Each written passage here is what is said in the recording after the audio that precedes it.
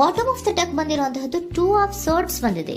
ಯಾವುದೋ ಕೆಲವು ವಿಚಾರಗಳಲ್ಲಿ ಹೇಗೆ ಡಿಸಿಷನ್ಸ್ ನ ತಗೋಬೇಕು, ಏನ್ ಮಾಡ್ಬೇಕು, ಹೇಗ್ ಮಾಡಿದ್ರೆ ಏನಾಗತ್ತೆ.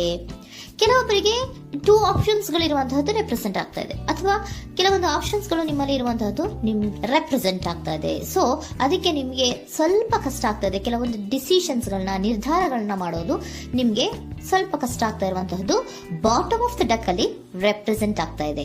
ನಿಮ್ಮ ಲವ್ ರಿಲೇಶನ್ಶಿಪ್ ಹೇಗಿತ್ತು ಅನ್ನೋದನ್ನ ನೋಡೋದಾದ್ರೆ ಚೆನ್ನಾಗಿ ರೆಪ್ರೆಸೆಂಟ್ ಆಗ್ತಾ ಇದೆ. Ace of cups, queen of wands and magician card ಬಂದಿದೆ. ನಿಮ್ಮ ಲವ್ ಲೈಫ್ ನ ವಿಚಾರವಾಗಿ ಯಾವುದೇ ರೀತಿಯ ಪಾಸ್ಟಿನಲ್ಲಿ ತೊಂದರೆ ಇದ್ದಿದ್ದು ರೆಪ್ರೆಸೆಂಟ್ ಆಗ್ತಾ ಇಲ್ಲ. ನೀವು ತುಂಬಾ ಚೆನ್ನಾಗಿದೆ, ಒಂದು ಕ್ಯೂರಿಯಾಸಿಟಿ ಇತ್ತು, ಬಹಳಷ್ಟು ತುಂಬಾನೇ ನೀವು ಲವ್ ಲೈಫಿನ ವಿಚಾರದಲ್ಲಿ ಬಂದಾಗ ನೀವು ನಿಮ್ಮ ಲವ್ ಲೈಫಿನಲ್ಲಿ ತುಂಬಾನೇ ಮಾತಾಡಿದ್ದೀರಾ. ನೀವಿಬ್ರು ತುಂಬಾ ಟಾಕ್ಟಿವ್ ಆಗಿ ಇಬ್ರು ಕೂಡ ತುಂಬಾ ಚೆನ್ನಾಗಿ ಮಾತಾಡಿದ್ದೀರಾ. ಅಟ್ ಪ್ರೆಸೆಂಟಿನಲ್ಲೂ ಕೂಡ ನಿಮ್ಮ ಲವ್ ಲೈಫಿನ ವಿಚಾರದಲ್ಲಿ ಯಾವುದೇ ರೀತಿಯ ತೊಂದರೆಗಳು ಕೂಡ ಇಲ್ಲೇನು ರೆಪ್ರೆಸೆಂಟ್ ಆಗ್ತಾ ಇಲ್ಲ. The empress card, the emperor and page of swords ಬಂದಿದೆ. ನಿಮ್ಮ ಲವ್ ಲೈಫಿನ ವಿಚಾರದಲ್ಲಿ ಒಂದು ರಾಜ ರಾಣಿ ತರ ರೆಪ್ರೆಸೆಂಟ್ ಆಗ್ತಾ ಇದೆ.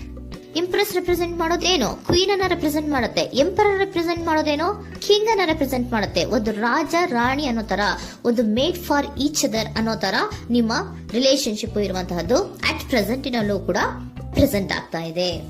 ಈಗಲೂ ಕೂಡ ಚೆನ್ನಾಗೇನೆ ಮಾತಾಡ್ತಾ ಇರುವಂತದ್ದು ಕೂಡ ರೆಪ್ರೆಸೆಂಟ್ ಆಗ್ತಾ ಇದೆ. ನಿಮ್ಮ ಲವ್ ಲೈಫ್ ನ ವಿಚಾರದಲ್ಲಿ ನೀವಿಬ್ರು ಚೆನ್ನಾಗೇ ಇದ್ದೀರಾ, ಮೇಡ್ ಫಾರ್ ಈಚ್ ಅದರ್ಸ್ ಅಂತ ಅನ್ನೋ ತರ ಇದೆ. ನೀವು ಬಹಳ ಶಾಂತತೆಯಿಂದ ಇದ್ರೆ ಅವರು ತುಂಬಾ ಪ್ರಾಕ್ಟಿಕಲ್ ಆಗಿ ಯೋಚನೆ ಮಾಡ್ತಾರೆ.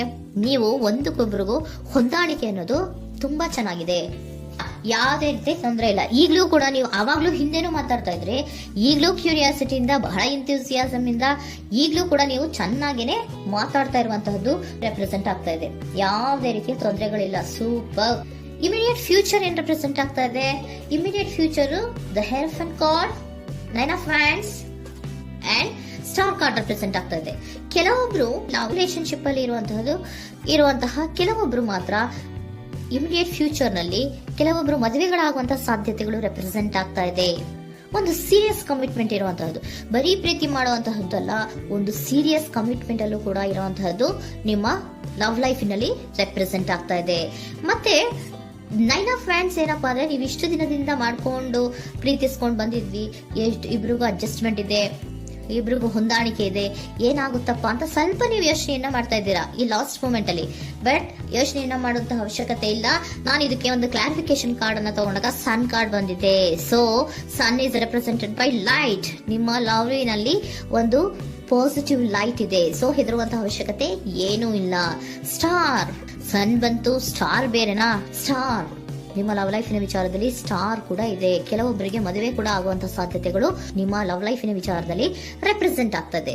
ಯಾವುದೇ ರೀತಿಯ ನೆಗೆಟಿವ್ ಆಗಿರುವಂತಹದ್ದು ಏನೂ ಬಂದಿಲ್ಲ, ಆಲ್ ಪಾಸಿಟಿವ್ ಕಾರ್ಡ್ಸ್ ಬಂದಿದೆ. ಲವ್ ಲೈಫಿನ ವಿಚಾರದಲ್ಲಿ ಯಾವುದೇ ರೀತಿಯ ತೊಂದರೆಗಳು ಇದ್ದ ಹಾಗೆ ಕಾಣಿಸ್ತಾ ಇಲ್ಲ.